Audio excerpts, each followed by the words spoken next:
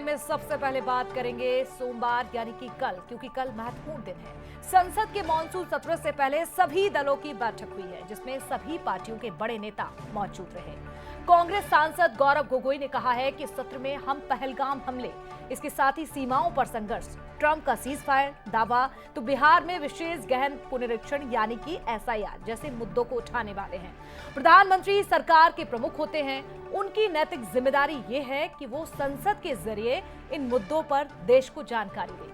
और उधर संसदीय कार्य मंत्री किरण रिजिजू बोले हैं कि सदन चलाना सभी की जिम्मेदारी होती है। सरकार सभी मुद्दों पर चर्चा के लिए तैयार है।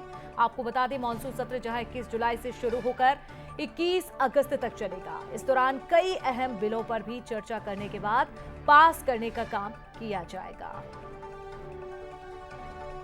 इस मीटिंग में अपनी बात रखी, बीएसी का इंतजार करेंगे। वही मैं चाहूँगा कि इस अहम सत्र में प्रधानमंत्री मोदी जी सदन के प्रति अपनी श्रद्धा व्यक्त करें, क्योंकि बहुत ही महत्वपूर्ण विषय इस सत्र में हम चाहेंगे कि प्रारंभ में लिए जाए। एनडीए और यूपीए दोनों पार्टी के दोनों गुट और जो बीच वाले हैं सबने बात रखे हैं। हम लोग इसको अभी पार्लियामेंट में ले जाएंगे। सारे मुद्दे को क्या क्या चर्चा होना नहीं होना वो बीएससी में तय होगा।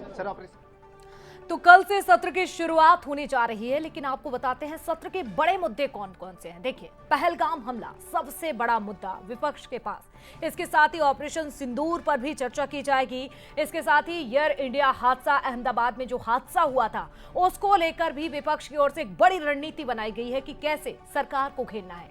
तो मणिपुर हिंसा पर भी बात होगी, बिहार स्पेशल इंटेंसिव रिवीजन, ये कुछ बड़े मुद्दे ऐसे हैं जिसकी गूंज सत्र में सुनाई देगी। विपक्ष सरकार को घेरेगा तो सरकार की ओर से जवाब दिए जाएंगे।